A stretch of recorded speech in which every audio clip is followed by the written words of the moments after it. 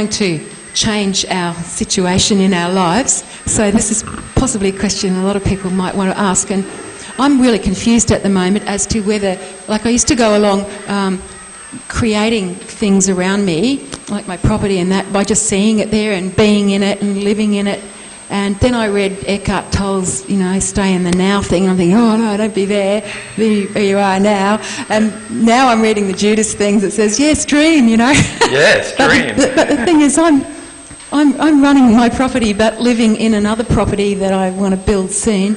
And I walk out of my house and I feel like I'm stepping out of that place, and I'm still where I am. And am I just avoiding, or am I, like this new reality is very real? I've already answered these questions for you, Carol. I told you what you really desire and you don't believe me. Oh, I've changed a bit since then. Yeah, but what you really desire is what you have right now. And you see, can I just talk about two aspects of this? There's the aspect of the law of desire. So desire is the first thing. Desire, you can think of desire as passion. Desire also creates things like faith.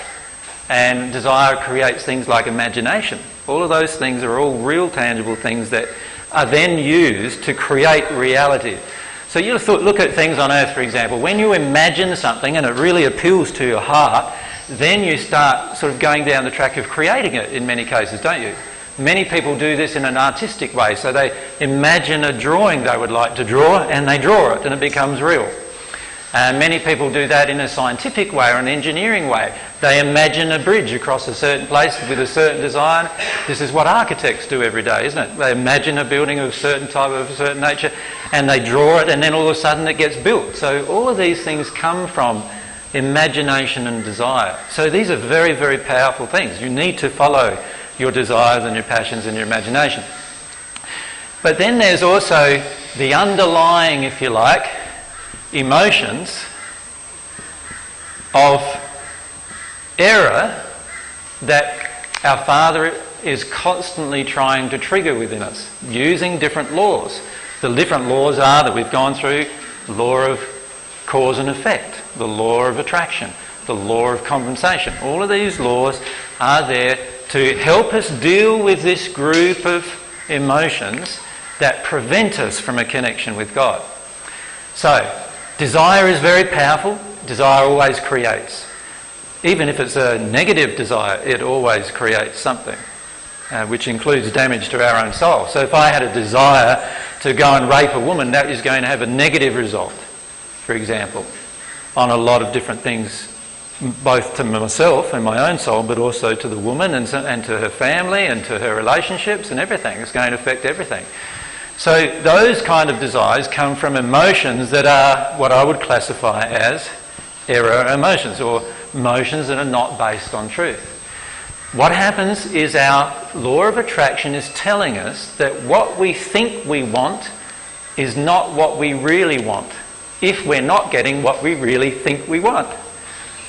Now that was pretty... I don't know if I could repeat that one. So, let's say I think I want a new car.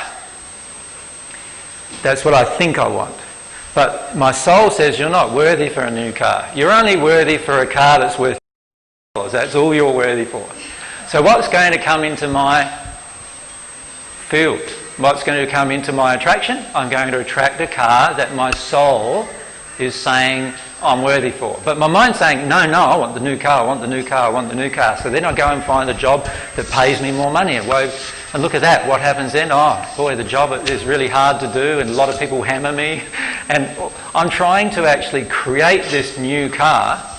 And then I decide, the best way to get a new car, I've got the job now, the best way to get a new car is go and borrow the money for it. So I go and borrow all the money for it, and then I put myself in this debt that I can't pay, and I'm trying to work around my law of attraction. Does that make sense? The whole time. The simplest thing to do would just be sit down and feel that I'm only worth the $2,000 car.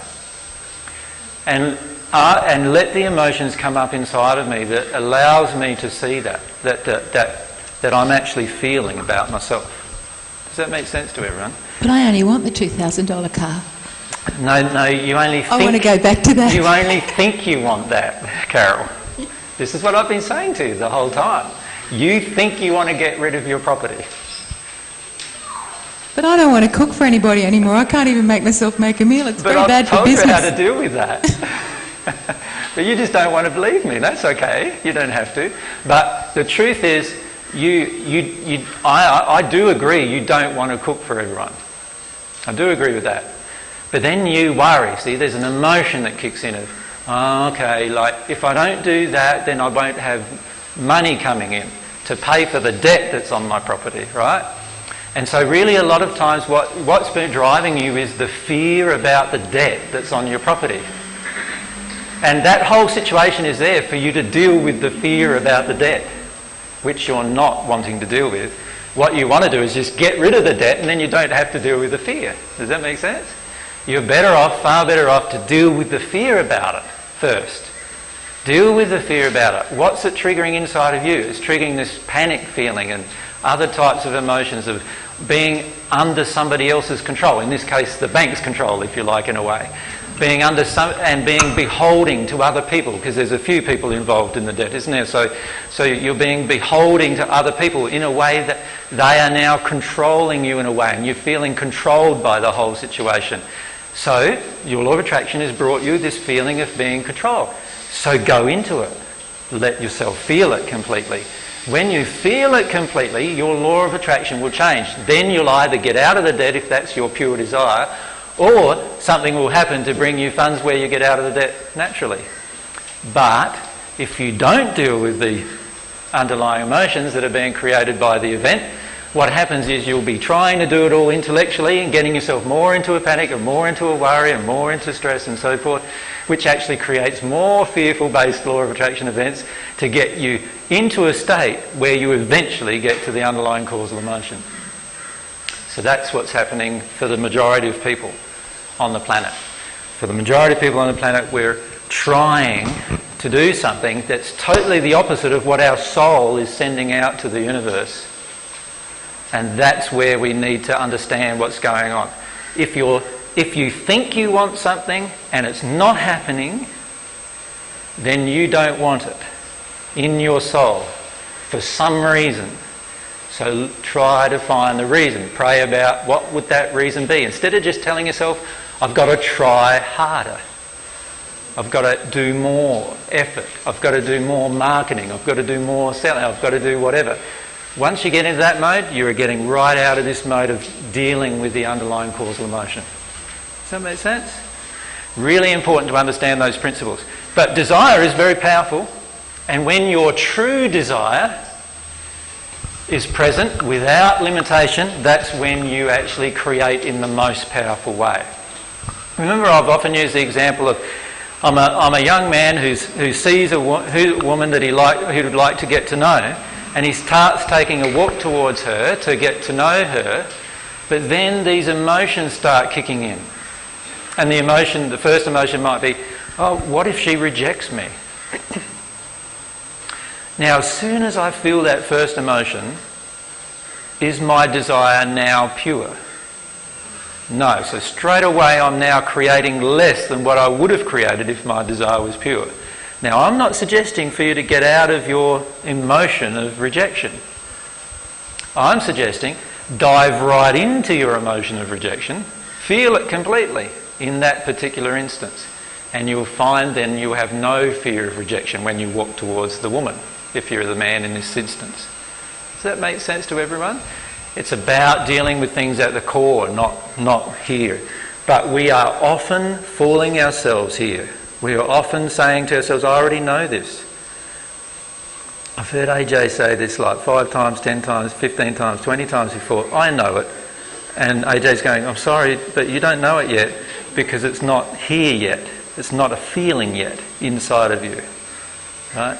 Look at why it's not a feeling yet inside of you. And there was always a blockage, and the blockage is always the opposite.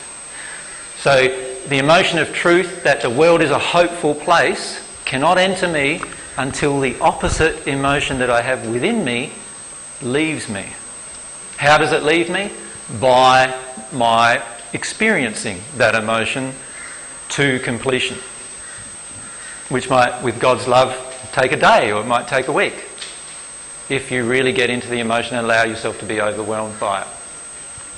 When you come out of that place, you'll now have feelings inside of you of hopefulness that you won't need to manufacture with your mind, because your mind is totally unnecessary in terms of the entire process, really, because it's your soul that you're developing.